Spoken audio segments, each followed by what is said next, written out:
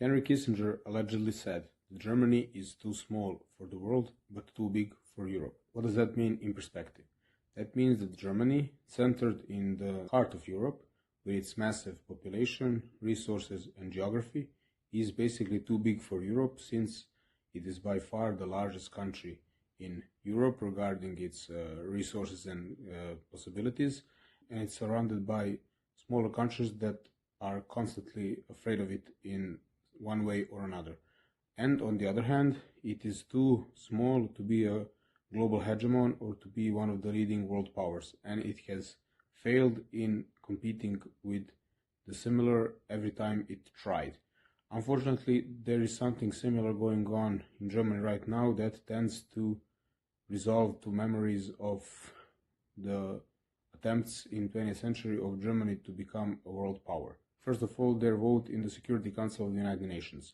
Germany lost, beginning of June, the vote against Austria and Portugal, and it will not be granted a seat at this council, not even as a contemporary member, and it comes as a paradox for two reasons. First of all, it has lost to two much smaller and less relevant countries in terms of international relations, and second, it is the first time that unified Germany lost in this way and in this institution.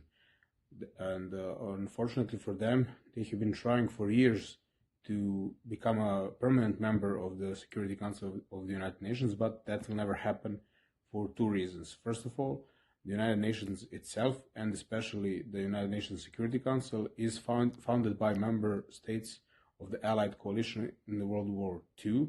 So the countries that won against Germany, Japan, Italy, and others in the Second World War, that is why Germany, or Japan for that matter, will never be allowed to participate on the biggest level in this organization. And second, the current political tide in Germany is starting to resemble the one from the first part of the 20th century. First of all, regarding German remilitarization, it is a process that's been going on since 2022, and which the former Chancellor Olaf Scholz described as the big turnover. And in his footsteps, the current Chancellor Merz is continuing. Germany is rapidly expanding its military budget. It's investing in new modern technologies. It is investing in its tanks, in aircraft, in drone systems, in artificial intelligence for military use, and in any other way. Also, it is expanding its manpower capabilities, and it is projected that they would have almost 500,000 soldiers by the end of 2035. They have introduced a law since January 1st of 2026 to impose something that resembles a military draft. They are starting to expand their numbers in army, which is voluntarily at the moment, but as their defense minister said, if they don't meet the necessary numbers, particular conscription may be included. This comes in a combination with their economic downfall. For example, German automobile industry, the pride and the center of German economy, is collapsing.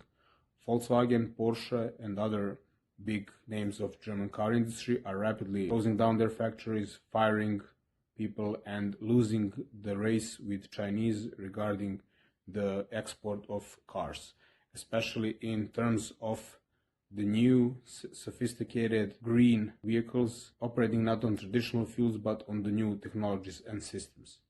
This is an indication of the general collapse of German economy, which has been going on since they imposed sanctions on Russia and stopped importing cheap Russian energy, which was the sole basis of their economic growth.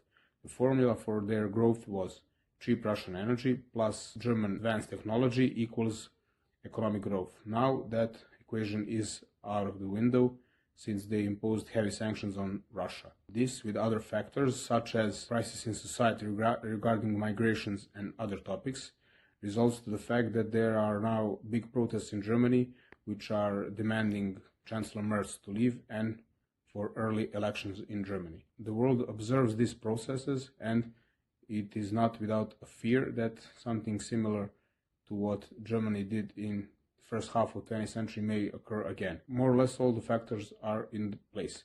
Germany's economic downfall, their remilitarization, social uprisings in their society, and their role to re-establish their power in Europe and the world in general. The question is, how will the world react now, and what will do to prevent Germany from dragging Europe and the whole world into another one of their adventures like they did several times in the past.